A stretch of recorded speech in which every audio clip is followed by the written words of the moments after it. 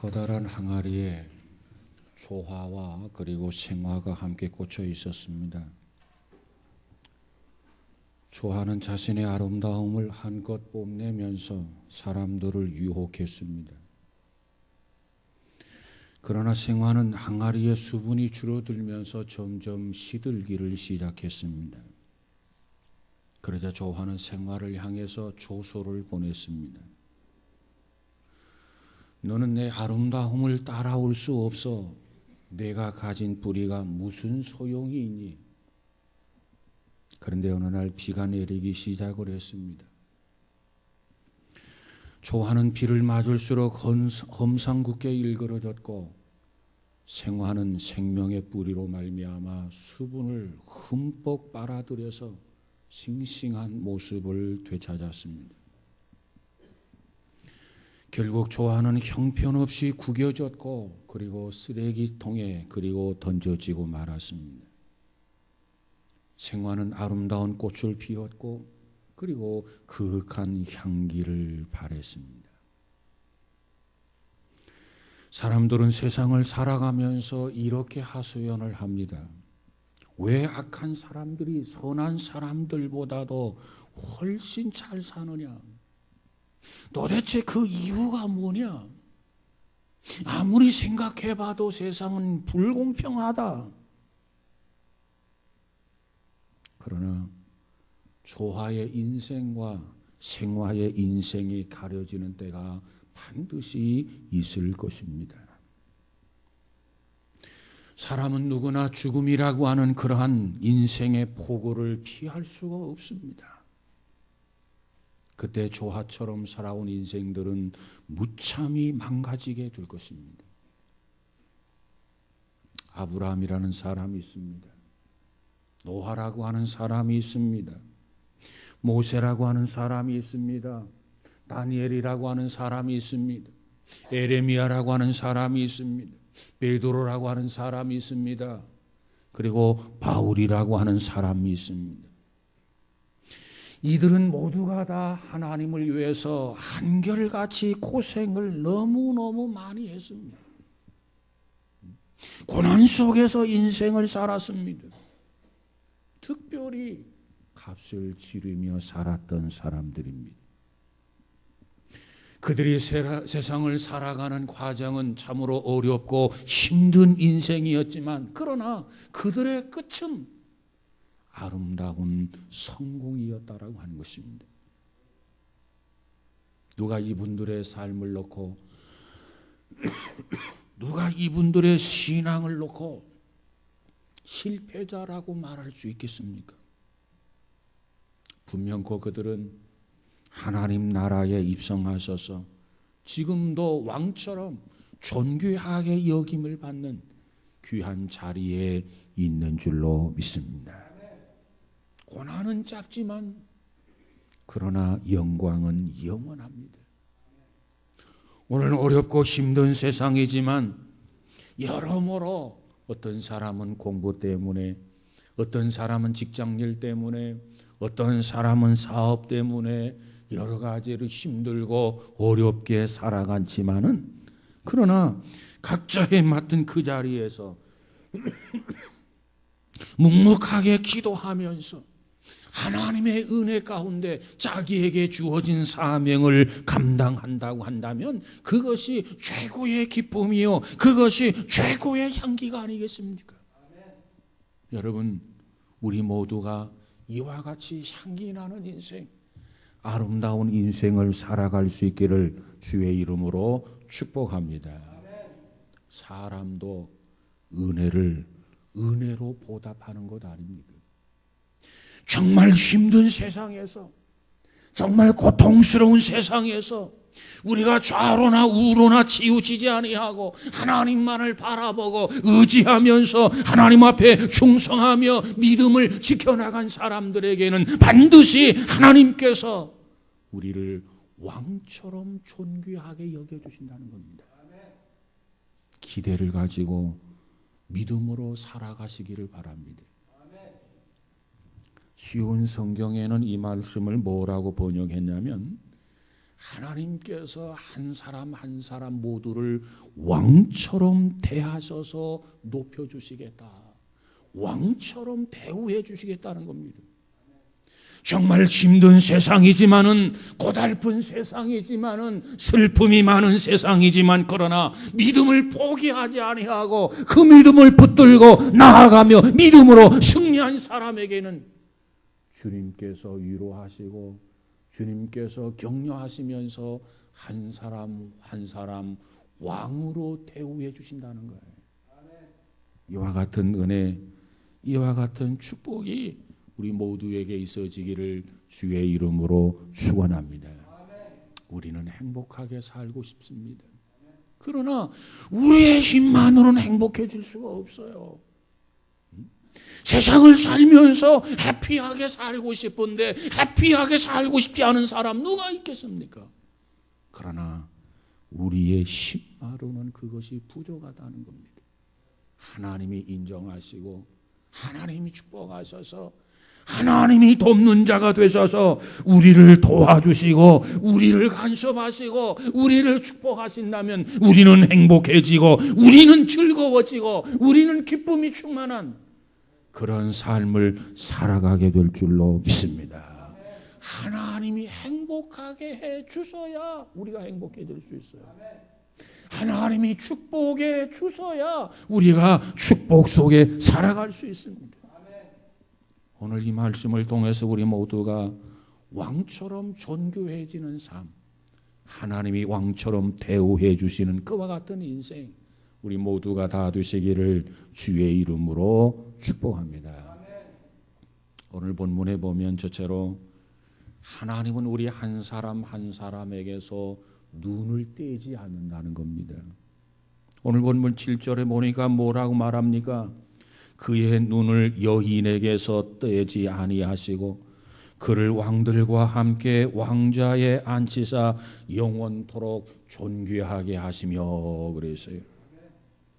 엘리후는 하나님의 말씀을 우리에게 뭐라고 전하냐면 하나님께서는 하나님의 눈을 의인에게서 떼지 아니하신다는 겁니다. 의인에게서 떼지 않는다라고 하는 말, 의인에게서 단 한순간도 눈길을 떼는 일이 없다 그 말이에요. 누가? 하나님께서. 왜? 사랑하기 때문이에요. 하나님의 자녀들에게서 눈길을 한순간이라도 떼면 아이들이 사고치는 것처럼 하나님의 자녀라 할지라도 곁길로 나가고 곁길로 사고를 친단 말이에요. 그래서 하나님은 한순간도 눈길을 떼지 아니하시고 주시하면서 지켜보면서 주목하면서 우리를 지키시고 우리를 보호하시고 우리를 인도해 주시는 그와 같은 하나님이시라고 말합니다. 귀중한 물건에게서는 우리가 눈길을 뗄 수가 없어요. 사랑하는 사람에게서 우리가 눈길을 뗄 수가 없어요. 그래서 시선과 사랑은 비례하는 것입니다. 하나님의 눈은 어디를 향하느냐? 의인을 향한다는 겁니다. 언제든지 우리를 보고 계세요. 언제든지 우리를 지키시고 계세요. 이것을 누가 알았느냐? 요셉이라고 하는 사람이 알았어요. 요셉의 생애는 어떠한 생애느냐? 신전의 생애였다. 하나님 앞에서의 삶이었다. 하나님 앞에서의 생활이었다.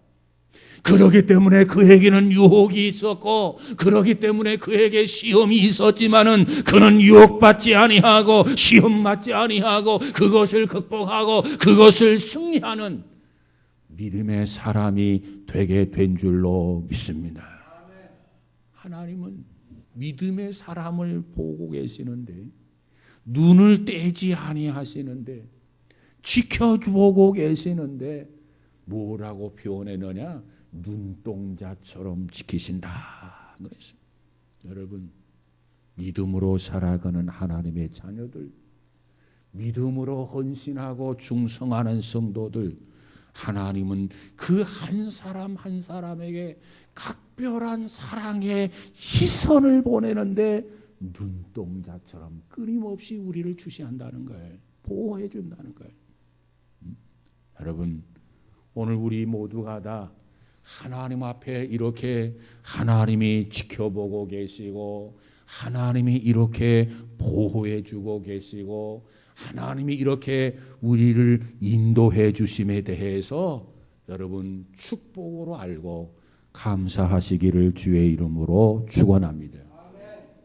사람은 이익이 없으면 버립니다. 사람은 도움이 되지 아니하면 배신합니다. 그러나 하나님은 그렇지 않아요. 사람은 도움이 되지 아니하면, 이익이 되지 아니하면 배신하고 버리지만, 그래서 아픔이 있고, 그래서 슬픔이 있고, 그래서 고통이 있고, 그래서 상처가 있고, 그래서 실망하게 되고, 그래서 눈물을 흘리지만 하나님은 결코 그렇지 않습니다. 하나님은 어떠한 경우에도 믿음의 사람들을 외면하지 아니하시고 지키시고 축복하시는 것을 믿으시기 바랍니다. 그래서 오늘 우리들은 인간적으로 볼 때, 세상적으로 볼 때 특별히 내세울 것은 없어도 그래도 나는 그래도 하나님의 사랑받는 사람이다. 나는 하나님의 사랑 속에 있다. 하나님이 세상을 이처럼 사랑하사 독생자를 주셨으니 나는 그래도 하나님 앞에 사랑받고 있다라고 하는 이 자세, 이 특권에 감사하며 사시기를 주의 이름으로 축복합니다. 내가 내세울 만한 게 없어요. 내가 자랑할 만한 게 없어요. 그러나 나는 하나님의 사랑이 내 안에 머물고 계시다. 하나님이 나와 함께 하신다. 이걸 알고 늘 감사하시기를 주의 이름으로 축복합니다. 일본에 한 후덕한 군주가 살고 있었습니다. 그로 인해서 백성들이 태평성대를 누렸습니다. 그런데 하루는 그 군주가 말에서 떨어져서 미처 손을 쓸 겨를도 없이 숨지고 말았습니다. 군주의 대를 이어 외동딸인 유미코가 군주직을 물려받았습니다. 유미코는 그저 선친처럼 선정을 베풀어서 칭송이 자자했습니다. 그리고 이제 유미코가 나이가 들어서 결혼 적령기가 되었습니다. 재상들이 신랑감 물색에 나서게 됩니다. 그때 그녀는 신랑감은 자기 자신이 직접 고르게 해달라 이렇게 당부를 합니다. 그리고 나서 그녀는 커다란 북통을 준비합니다. 그리고 그 북통에 무명천을 입힙니다.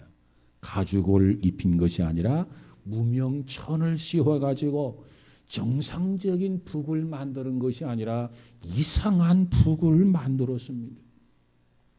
그리고 신랑을 선발한다는 방을 써붙였습니다. 그 방을 보고 전국에서 수많은 청년들이 몰려왔습니다. 그녀는 그들 앞에서 명주로 만든 북을 힘껏 내리쳤습니다. 그러면서 이렇게 묻습니다. 여러분, 북소리가 들립니까? 그랬어요. 여러분, 이 북통에 가죽을 입히고 내리쳐야 북소리가 나지, 무명천을 씌워가지고 그것을 치니까 북소리가 날 리가 있겠습니까? 그 젊은이들에게 여러분 무슨 소리가 들립니까? 물었어요. 그랬더니 한결같이 아니요, 아무런 소리도 들리지 않습니다. 그런데 한 청년이 손을 듭니다. 그러면서 그 청년의 대답이 달랐습니다. 소리가 들립니다. 그 많은 청년들이 모두가 다 한결같이 아무런 소리가 들릴 수 없습니다. 아무런 소리도 들리지 않습니다. 그런데 이 젊은 청년은 소리를 들고 소리가 들립니다. 그랬어요. 무슨 소리가 들립니까? 그 청년이 대답하기를 침묵의 소리입니다. 침묵의 소리입니다. 그래서 이 청년이 유미코의 신랑이 되어서 결혼을 했다라고 하는 이야기입니다. 여러분은 지금 무엇에서 누구에게서 눈을 떼지 못하고 있습니까? 여러분이 주시하고 있는 것이 무엇입니까? 그것이 인간적이고 그것이 세상적인 것이고 지나치게 그것에 집중하고 그것 때문에 흐려지고 그것 때문에 하나님에게서 멀어진다고 한다면 그것 때문에 여러분은 영적인 시력을 상실하고 말 것입니다. 이제 하나님을 향해서 방향을 전환해야 합니다. 하나님을 향해서 각도를 조절해야 합니다. 이제 하나님을 향해서 고개와 머리를 들고 하나님을 자세하게 하나님을 바라보아야 합니다. 그러면 하나님이 보일 것이고 그러면 영적인 신령한 세계가 여러분의 눈에 들어오게 될 것입니다. 이것이 은혜이고 이것이 성령 충만함이 아니겠습니까? 사랑하는 여러분, 무엇이 여러분을 힘들게 하고 괴롭게 합니까? 그렇다고 그것을 원망하거나 그것 때문에 좌절하지 맙시다. 그것은 사탄이 춤을 추게 하는 일입니다. 우리는 사탄을 기쁘게 하는 존재가 아니라 우리는 하나님을 기쁘고 영화롭게 하는 존재가 아닙니까? 살아도 주를 위해서 살고 죽어도 주를 위해서 죽어야 할 존재가 아닙니까?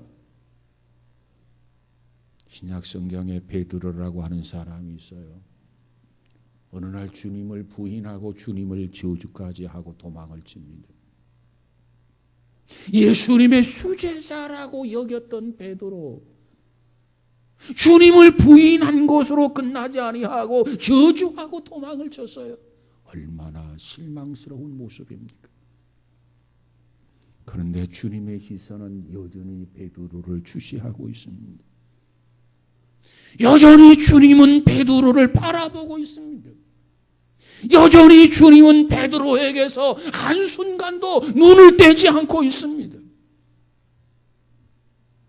예수님의 시선은 따뜻한 시선이었습니다. 여러분, 하나님의 눈이 여러분에게 있습니다.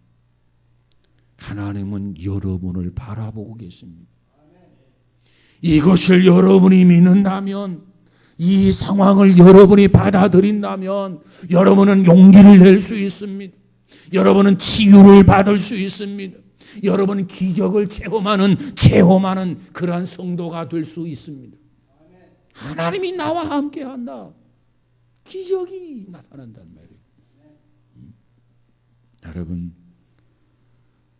생활전선에서 믿음을 지켜나가십시다. 하나님의 영광을 위해서 땀을 흘리십시다. 반드시 풍성한 기쁨의 열매를 맺게 될 줄로 믿습니다.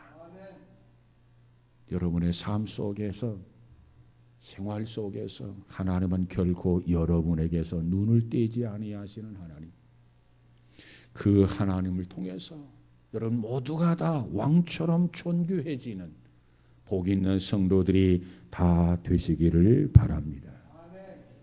두 번째로, 하나님은 우리로 하여금 왕처럼 존귀하게 하기 위해서 교만함을 알게 해주십니다. 오늘 본문 8절 9절에 보니까 혹시 그들이 족쇄에 매이거나 환난의 줄에 얽혔으면 그들의 소행과 악행과 자신들의 교만한 행위를 알게 하시고 그랬어요. 엘리후는 뭐라고 말합니까?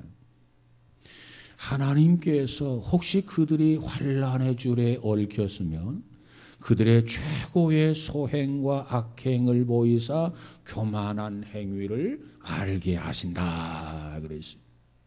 하나님은 하나님의 자녀들이 잘못된 길로 걸어가고 있다, 하나님이 알게 해주신단 말이에요. 잘못을 행하고 있다, 실수를 하고 있다, 그것을 알게 해주신단 말이에요. 그런 하나님이십니다. 그래서 그 잘못된 것을 알게 해주시고 그것을 깨닫게 하시고 그래서 돌이키게 하시고 그래서 교만했던 사람이 겸손하게 하시고 하나님께서 이렇게 우리를 인도해 주셔서 왕처럼 존귀하도록 높여주시는 하나님인 것을 믿으시기 바랍니다. 여러분 보세요. 부모가 자녀를 양육하는데 자녀가 잘못을 저질렀어요. 모르는 척하는 부모가 있겠습니까?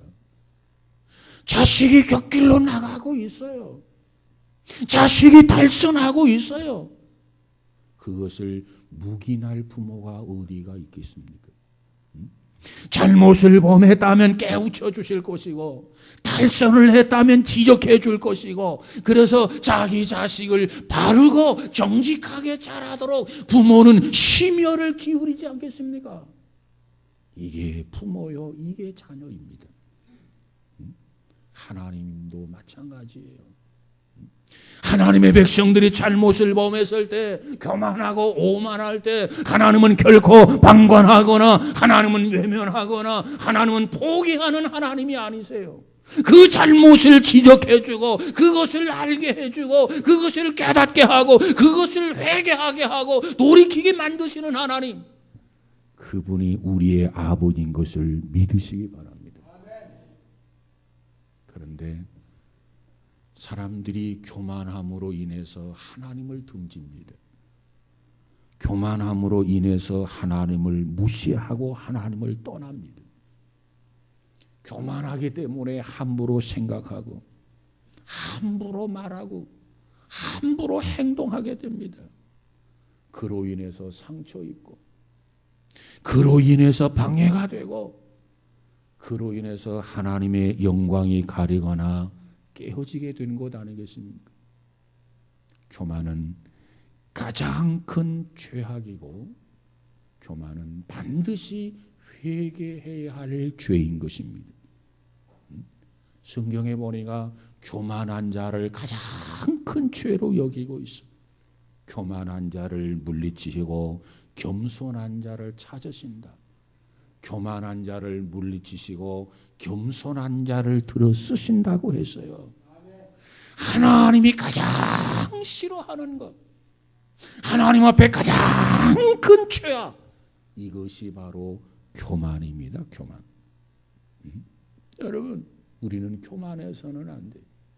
믿음의 사람들이, 믿음의 자녀들이 교만해지면 하나님이 그것을 일깨워 준단 말이에요. 그것을 깨닫게 하고 그것에서 돌이키게 만들어 주시는 하나님이시란 말이에요. 왜? 이 교만이 하나님을 등지게 하고 하나님을 떠나게 만들기 때문에 그래요. 그렇다면 교만이 우리 안에 들어와서 굳어지기 전에 회개해야 돼요. 치유받아야 돼요. 수술을 해야 합니다. 교만이 우리 안에 들어와서 이 마음 속에서 굳어지게 되면 어떻게 됩니까? 교만한지도 몰라요. 그 다음에는 교만한지도 모르고 죽고 망하게 되는 것입니다. 예를 들면 누가 그렇습니까? 바로가 그러했습니다. 누가 그렇습니까? 사울 왕이 그러했습니다. 누가 그러했습니까? 우시야 왕이 그러했습니다. 누가 그랬습니까? 헤롯이라고 하는 분봉 왕이 그러했습니다. 여러분, 교만이 들어올 때 이거 치유받아야 돼요. 이거 깨닫고 회개해야 돼요. 교만이 내 안에 들어와서 굳어져 버리면 나는 교만의 사람이 되어져서 잘못도 모르고 교만함도 모르고 오만에 빠져서 망하게 된다고 말해요. 교만은 잠깐이지만은 그러나 그로 인해서 지옥의 형벌은 영원하다는 겁니다. 우리 모두는 하나님 앞에 나와 엎드릴 때 교만의 벽이 무너지게 되고 겸손해지게 되는 줄로 믿습니다. 하나님 앞에 교만해도 되는 자격자는 아무도 없어요. 어느 누구도 교만하면 안 돼요. 그래서 바울이 뭐라고 고백합니까? 바울은 고백하기를 내가 죄인 중에 괴수입니다. 두목입니다. 이렇게 스스로 고백하면서 회개한 것이 바울이에요. 사랑하는 여러분, 교만이라고 하는 바위를 이렇게 굴려버리시기를 바랍니다. 이 교만이라고 하는 것을 멀리 보내시기를 바랍니다. 그래서 겸손하고 온유한 자로서 살아가는 복 있는 성도가 되시기를 주의 이름으로 축복합니다.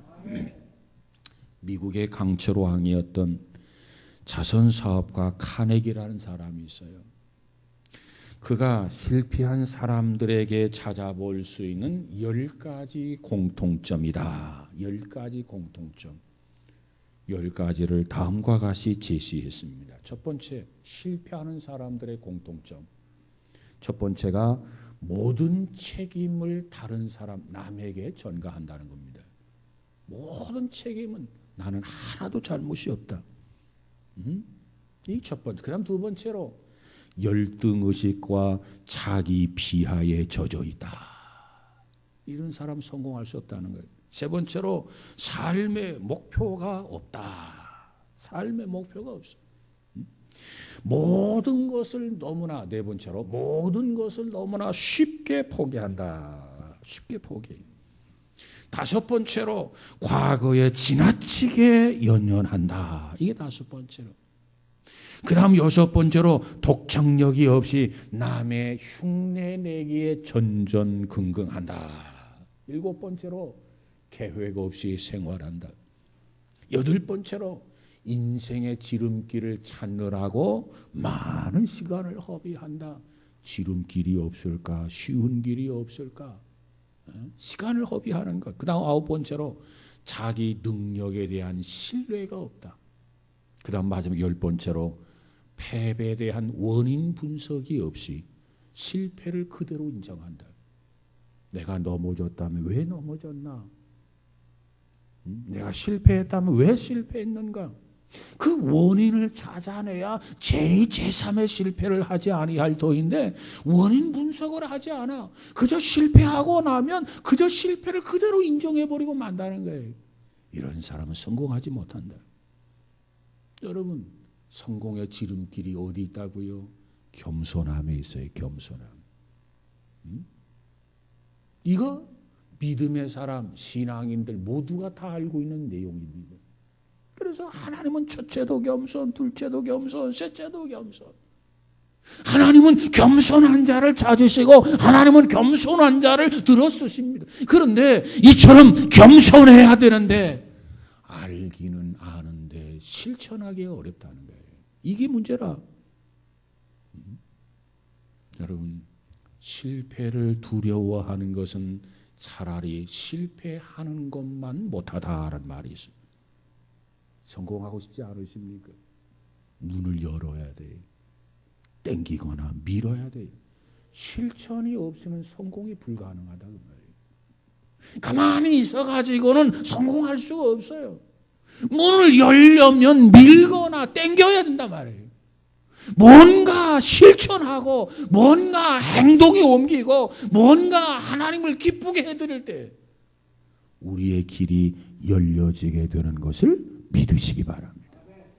잠언서 16장 18절에 가서 보니까 교만은 패망의 선봉이요 거만한 마음은 넘어짐의 앞잡이라 그랬어요. 교만하고 거만하면 반드시 패망하고 넘어진다.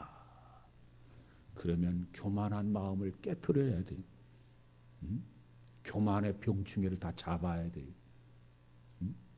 이 교만케 하는 무리들과 결별해야 돼, 떨어져야 돼. 그리고 나 혼자 완전하다, 나 혼자 겸손하다, 그 착각도 버려야 돼. 나 혼자 완전하고 나 혼자 겸손하다는 착각, 이거 역시 교만한 거예요. 여러분, 여러분이 교만하다면 무엇 때문에 교만합니까? 여러분을 교만하게 만든 요인이 뭡니까? 남보다 물질이 많습니까? 남보다 지식이 많습니까? 남보다 좀 잘났습니까?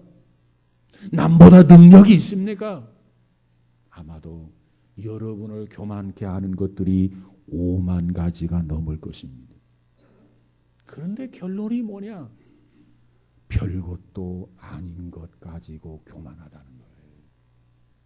별 볼 일 없는 것 가지고 교만하는 거예요. 그것을 깨달으면 깨달은 것만큼 부끄러워집니다. 그것을 깨달으면 깨달은 것만큼 죄송스러워집니다. 창피합니다.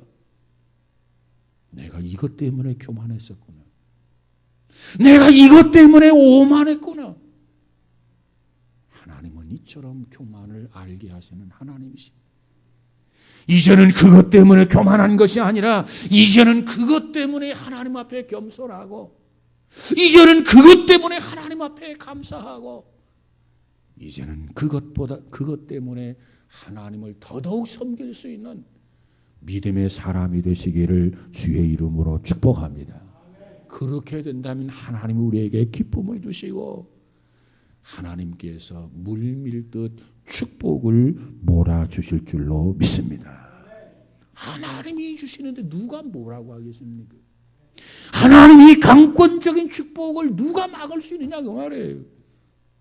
여러분, 교만한 자는 하나님이 망하게 하십니다.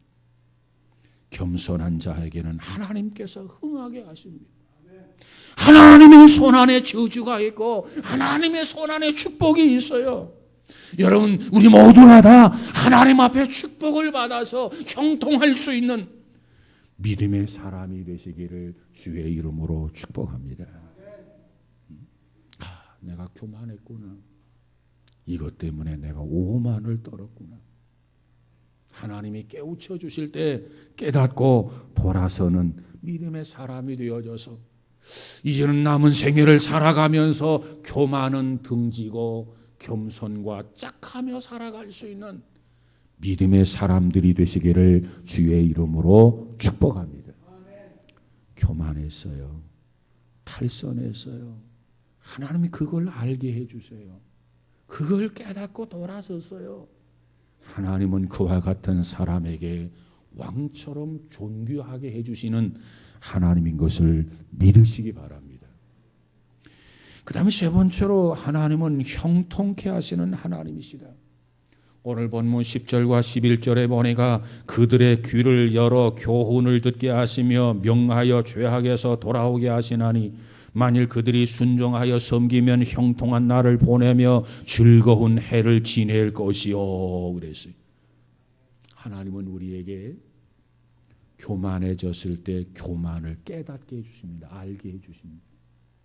알게 해주신 것뿐만 아니라 하나님은 그곳에서 빨리 빠져나오도록 역사하시는 하나님인 것을 믿으시기 바랍니다. 어느 분이 유교와 불교와 기독교의 성격에 대해서 이런 이해를 들었습니다. 한 사람이 길을 가다가 잘못해서 깊은 우물에 빠졌어요. 우물에 빠졌으면 우물에 빠진 사람이 사람을 살려달라고 소리를 치지 않겠습니까? 그런데 유교의 공자가 그 옆을 지나다가 그 소리를 들었어요. 그리고 깊은 우물을 이렇게 내려다보면서 그를 향해서 이렇게 말합니다. 왜 조심하지 않았느냐? 그리고 그냥 지나가 버렸습니다. 이게 불교라는 겁니다. 유교라는 겁니다. 그 다음에 불교의 석가는 깊은 우물에 빠져있는 그를 보면서 사람 살려 하니까 그를 바라보면서 눈물을 흘리면서 참 안 됐다. 그리고 돌아가 버렸다는 거예요. 이게 불교라는 거예요. 그런데 기독교의 예수는 우물에 빠진 그를 보면서 불쌍히 여기는 마음이 생겼고 그래서 밧줄을 구해다가 즉시 그에게 내려주었고 그가 그 밧줄을 잡도록 하고 위에서 끌어서 그를 우물에서 건져주는 것, 이것이 바로 기독교라는 겁니다. 그렇습니다. 하물며 의인이 깊은 웅덩이에 빠졌어요. 의인이 수렁에 빠졌어요. 하나님이 어찌 건져주지 아니하시고 어찌 하나님께서 그를 지켜주지 않겠습니까? 사랑하는 여러분, 우리 모두가 하나님이 말씀하시면 그 말씀을 듣고 그 말씀 앞에 순종해서 여러분의 남은 생애가 형통해지고 즐거움이 넘치는 복 있는 생애가 되시기를 주의 이름으로 축복합니다. 사람들에게는 너나 나나 할 것 없이 눈에 보이지 않지만 시기와 질투라는 게 있습니다. 특별히 가까이 있는 사람이 잘 되면 잘 될수록 잠을 이루지 못하는 것이 우리 사람이에요. 배가 아파서 소화제라도 먹어야 하는 그런 지경 아닙니까? 이렇게 우리 눈에는 보이지 않지만, 그래서 잡을 수는 없지만 내 안에 시기와 질투가 있단 말이에요. 그래서 남에게 손해를 끼치기는 쉬워도 다른 사람을 도움을 주기란 쉽지 않은 것이 사람이에요. 그래서 남을 망하게 하고 남에게 상처를 주기도 하고 남에게 슬픔을 줄 때가 얼마나 많습니까? 그러나 하나님은 그렇지 않아요. 하나님은 결코 시기나 질투가 있는 하나님이 아니라 하나님은 사랑이 풍성하신 하나님이세요. 그러므로 우리가 하나님의 말씀을 듣고 그 말씀 앞에 순종하며 나아가면 하나님은 반드시 우리로 하여금 형통하게 하시고 즐겁게 하시는 하나님인 것을 믿으시기 바랍니다. 그러기에 그 하나님을 찬양하고, 그러기에 그 하나님을 경배하고, 그러기에 그 하나님을 영화롭게 해드리는 것 아닙니까? 미국의 조지아주의 자동차 수리공으로 일하던 폴 쿤이라고 하는 청년이 있었어요. 어느 날 이 청년은 어머니로부터 복권 한 장을 선물로 받았습니다. 그런데 그 복권 한 장을 선물로 받았는데 그것이 당첨이 되었어요. 그래서 우리나라 돈으로 당첨금을 얼마를 받았냐면 무려 240억을 받아. 240억. 사람들은 젊은 청년 쿤이를 향해서 뭐라고 말합니까? 이제 불행 끝, 행복 시작이다 하면서 부러워했습니다. 그리고 쿤이는 방송 기자와 인터뷰를 하게 됩니다. 그 인터뷰를 통해서 자기의 자세를 성실하게 대답을 해서 많은 사람에게 박수를 받았어요. 그는 인터뷰를 통해서 뭐라고 했느냐 하면 이렇게 말합니다. 저는 240억의 당첨금을 받았지만은 저는 여전히 제가 하고 있는 일을 계속할 것입니다. 그 인터뷰 내용을 보면서 많은 사람이 참 훌륭한 청년이구나 이렇게 칭송을 보냈어요. 그런데 그의 240억 그 많은 돈이 이 젊은 청년을 가만두지 않았다는 겁니다. 끊임없이 이 많은 돈이 청년을 흔들고 있는 거예요. 그래서 1년 후에 자신이 일하던 자동차 회사를 인수하게 되고 자기가 사장이 됩니다. 또한 그의 아내는 점원으로 일하던 도너츠 가게를 매입해서 도너츠 가게 사장으로 변신하게 됩니다. 이처럼 240억을 가지고 돈을 쓰게 되는데 돈을 물쓰듯 하면서 돈으로부터 달콤함을 느끼게 됩니다. 짜릿함을 느끼게 되는 거죠. 그리고 나서 결국은 어떻게 되느냐? 그가 운영하던 회사 모두가 부도가 나고 부부는 이혼하고 부채를 졌는데 6억 원의 빚을 진 채 옛날보다 못한 삶을 살게 되었더라라는 이야기입니다. 여러분, 많은 사람들이 돈을 쫓아갑니다. 돈이라고 하는 것은 뭐냐? 어느 분은 말하기를 돈은 불과 같은 것이다. 불과 같은 것. 그 돈이 인격자의 주머니에 들어가게 되면 그 인격자의 주머니에서는 밝은 빛을 발한다는 겁니다. 그런데 그 돈이 미숙한 사람의 주머니에 들어가게 되면 그 돈이 화재를 일으켜서 많은 사람들에게 상처를 주고 많은 사람들에게 고통을 주고 많은 사람들에게 아픔을 준다는 거예요. 돈은 선한 거냐 악한 거냐, 그것은 돈이 결정하는 것이 아니라 돈의 주인이 결정한다는 겁니다. 여러분, 그렇습니다. 우리는 돈을 쫓아서 살아서는 아니 됩니다. 무엇보다도 하나님을 섬기고 하나님을 영화롭게 하고 하나님의 말씀 앞에 순종하면 하나님이 뭐라고 말씀하십니까? 내가 너를 형통하게 해주마, 내가 너에게 즐거움의 복을 주마. 하나님이 주시는 약속입니다. 날마다 행복하고 날마다 즐겁게 하나님께서 우리를 왕처럼 존귀하게 높여주겠다, 이렇게 약속하셨습니다. 사랑하는 여러분, 우리 모두가 다 이와 같이 믿음으로 사는 성도가 되시기를 주의 이름으로 축복합니다. 행복과 불행, 멸시와 존귀, 천국과 지옥의 결정권은 오직 하나님께 있어요. 하나님께. 우리는 하나님에 의해서 행복을 얻고, 우리는 하나님에 의해서 존귀함을 얻고, 우리는 하나님에 의해서 천국에 입성할 수 있는 우리 모두가 되시기를 주의 이름으로 축복합니다. 하나님이 우리에게서 눈을 떼지 아니하고 지켜준다는 거예요. 눈을 떼지 아니하고 우리를 보호해 준다는 거예요. 얼마나 감사할 일입니까? 뿐만 아니라 하나님은 나도 모르게 교만할 수도 있고, 나도 모르게 곁길로 나갈 수도 있고, 나도 모르게 탈선할 수도 있는데 우리를 그것을 알게 하고 깨닫게 하고 돌아오게 해주시겠다는 겁니다. 뿐만 아니라 우리를 형통케 하고 즐거움을 주겠다는 거예요.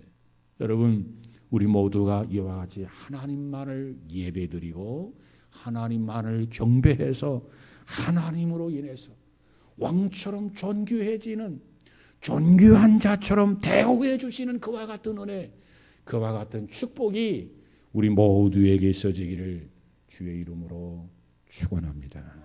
기도합시다. 거룩하신 하나님, 우리는 연약합니다. 나약합니다. 내놓을 만한 게 없습니다. 허물투성입니다. 의인은 없나니 한 사람도 없다. 우리는 죄인입니다. 그럼에도 불구하고 그 은혜로 말미암아 구원해 주시고 우리에게서도 한순간 눈을 떼지 아니하시고 지키시고 인도하신 하나님, 나도 모르게 교만하고 오만할 수도 있고 곁길로 나갈 수도 있고 실수할 수도 있고 허물이 있을 수 있는데 그것을 알게 하고 깨닫게 하고 돌이키게 하시는 하나님, 또 우리로 하여금 특별히 형통케 하시고 우리에게 참 즐거움을 허락하시는 하나님, 그 하나님만을 바로 알고 경배하기 원합니다. 그래서 하나님께서 존귀하게 해주시는 축복, 하나님이 이처럼 높여주시는 축복, 그 은혜 속에 살아가는 성도들 되어지게 하옵소서. 예수님 이름으로 기도하옵나이다. 아멘.